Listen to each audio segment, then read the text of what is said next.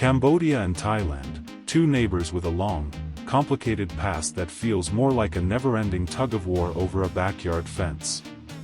And at the heart of this feud? The majestic Preah Vihear Temple, an ancient beauty perched dramatically on a cliffside.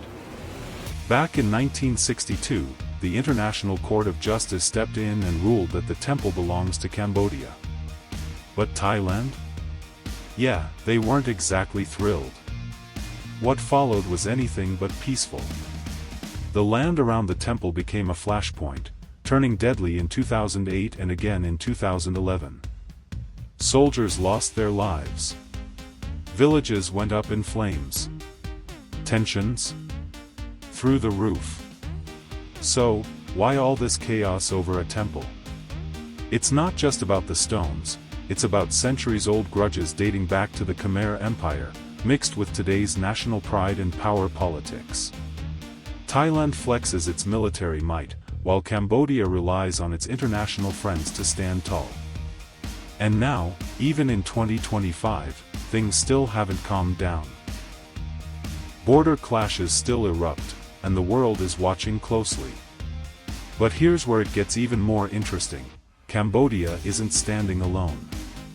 A group of powerful allies is backing them, not just with words, but with money, strategy, and sometimes, a shared resentment toward the West. From China's deep pockets to Cuba's ideological fire, these 10 countries are standing firmly with Cambodia.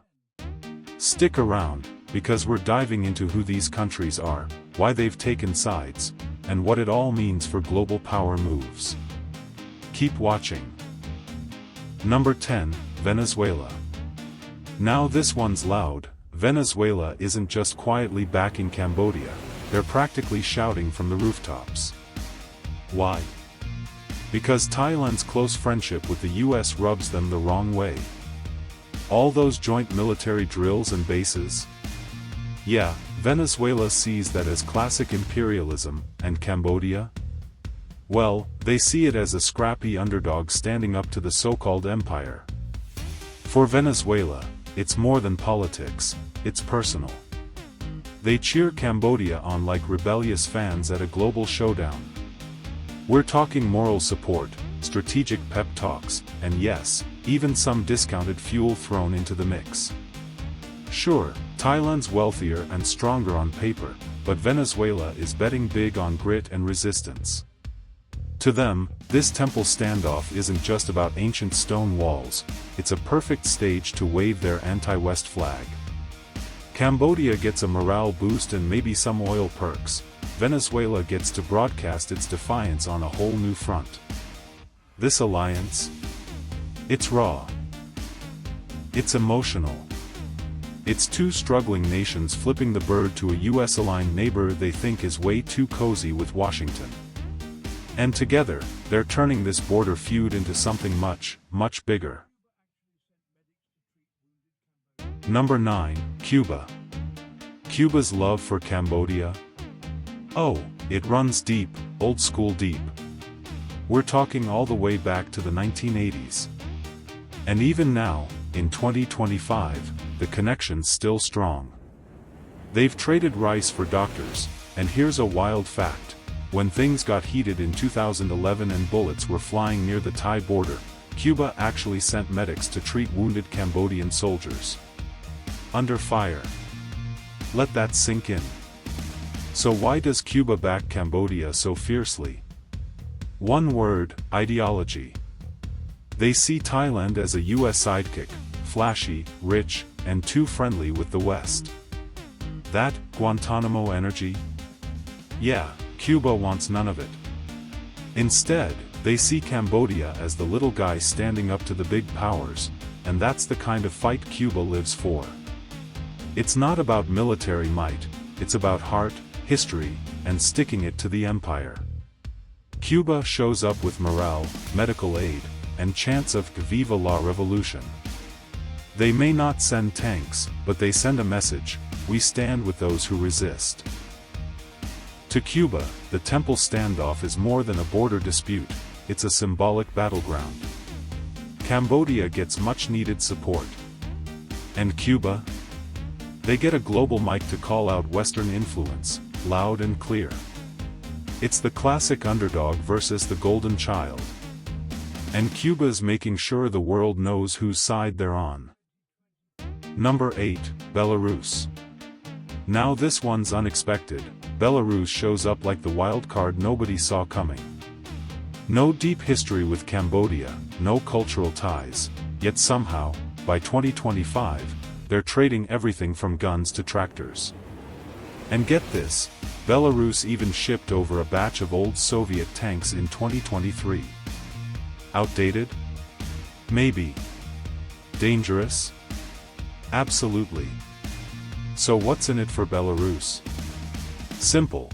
They love annoying the West, and Thailand's cozy relationship with the US puts it right in their crosshairs. For President Lukashenko, Cambodia is a convenient, low-maintenance ally in Southeast Asia, a place where he doesn't have to hear about human rights or democracy every 5 minutes. Belarus isn't offering shiny tech or soft diplomacy. Nope, they're bringing in grit. Rusty weapons, fear factor, and just enough military chaos to make Thai border patrols uneasy. It's not about winning a war, it's about keeping Thailand nervous. And for Belarus? Cambodia is a strategic backdoor into Asia. Far from NATO's radar, far from European pressure, it's a playground for quiet deals and big statements. The temple conflict? That's just a headline. The real game is trade, influence, and flipping off the Western order. Cambodia gets military hardware and zero judgment. Belarus gets an ally who won't lecture them, and a new chess piece in their anti-West playbook. It's an unlikely duo, sure, but for two global outcasts, it works. And Thailand? They're just left dealing with the extra tension. Number 7, Pakistan. Pakistan's support for Cambodia isn't flashy, but don't let that fool you. It's sneaky, it's strategic, and by 2025, it's quietly growing stronger. We're talking about rice for bullets deals, and here's a jaw-dropper. In 2023, Pakistan sent Cambodia drones. Yep, drones that were actually tested near the Thai border. Not exactly subtle. So what's driving this unlikely friendship? One word, resentment. Thailand's close bond with the US, those fighter jets, those bases, really grates on Pakistan. And since Pakistan's got deep ties with China, Cambodia becomes the perfect chess piece in Southeast Asia. A cheap, quiet way to keep influence growing, and get under Thailand's skin. Those drones? They're not just gifts. They give Cambodia a tactical edge, enough to make Thai troops nervous along the border. And that whole temple standoff? Pakistan uses it as a cover to poke at Thailand's Western allies, especially the US. This is classic proxy play. Cambodia gets emerging tech.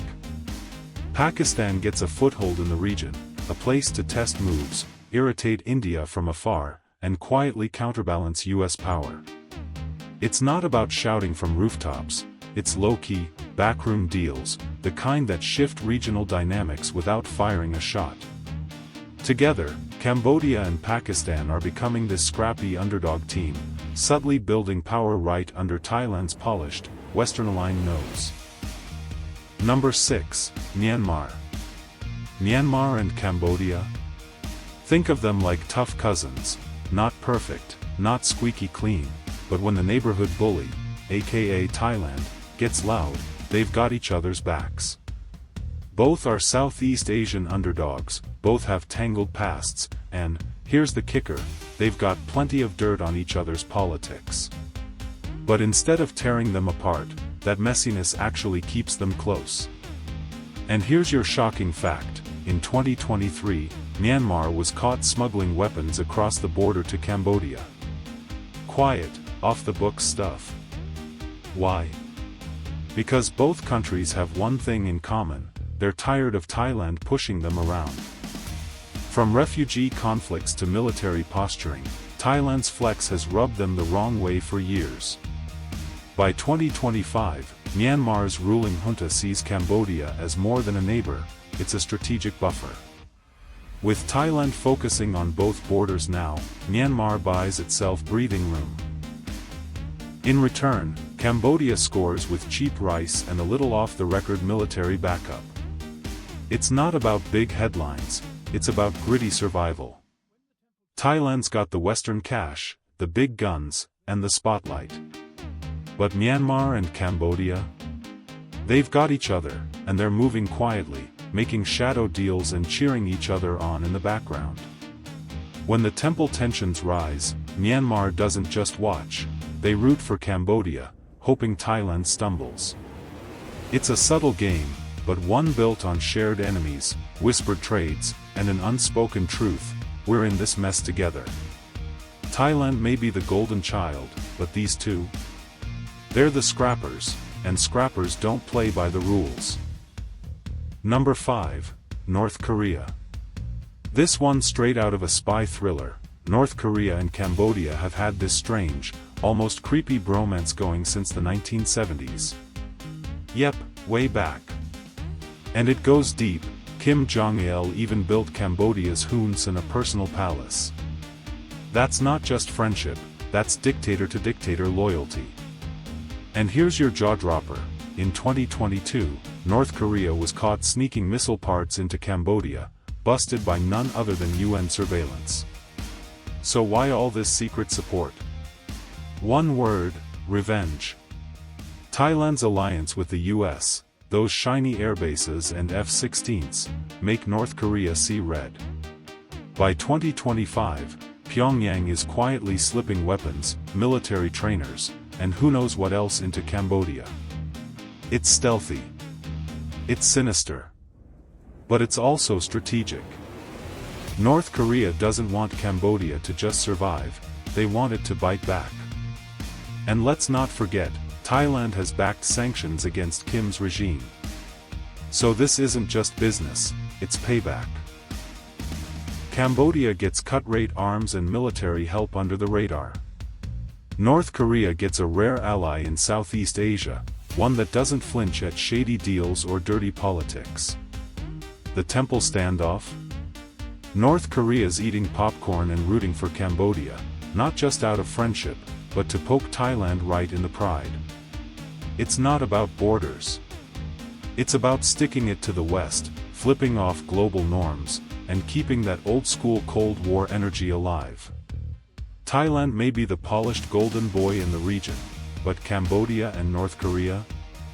They're the rogue rebels, breaking the rules, shaking hands in the shadows, and turning one ancient temple into a stage for global defiance. Number 4. Russia. Russia and Cambodia? Their friendship goes way back, Cold War deep, and it's still holding strong. Over the years, they've inked quiet deals for weapons, oil, and military aid, all under the radar. And here's a jaw-dropping twist: Russia once trained Khmer Rouge fighters. That's a dark legacy, but somehow, the bond stuck. So why is Russia backing Cambodia in this temple standoff? Simple: they love needling the US, and Thailand's tight alliance with America, especially those military bases like Utapao, makes it a prime target. By 2025, Russia is arming Cambodia on the cheap, promising protection, and giving them just enough firepower to stand tall next to their more powerful neighbor. Thailand may have the bigger army, but Russia gives Cambodia something more dangerous: confidence. It's not just about defending borders, it's about giving the West's golden child a headache. And here's where it gets even shadier. Russia is reportedly cutting a backdoor deal to build a nuclear power plant in Cambodia. Think about that, a Russian-backed nuclear facility right next door to US-aligned Thailand. Subtle? Not even close. For Russia, Cambodia is a low-cost entry point into Southeast Asia. For Cambodia, Russia is the big brother that shows up with guns, oil, and zero lectures about human rights. No strings, just strategy. Putin's crew sees this as a long game, a slow burn to undermine America's allies, one quiet arms shipment at a time. And Cambodia? They're all in. Together, they're not just shaking hands, they're flipping the chessboard. Number 3, Laos. Laos and Cambodia, neighbors, allies, and quiet partners in resistance. They share rivers, dense jungles, and a mutual grudge. And here's the shocking twist: back in 2011, when clashes with Thailand flared up, Laos let Cambodian troops hide out in their hills. Thailand? Absolutely furious. But why would Laos back Cambodia so boldly? Because for decades, they've both felt pushed around by Thailand, economically, militarily, even environmentally. Think about it, dams along the Mekong choking off fish, disrupting entire communities. It's more than politics, it's survival. By 2025, Laos is still in Cambodia's corner. They're sending rice, sharing border intel, quietly tipping off Cambodian forces about Thai troop movements. It's not flashy, but it's loyal. Cambodia, in turn, acts as Laos's shield. If Thailand messes with one, the other's ready to jump in.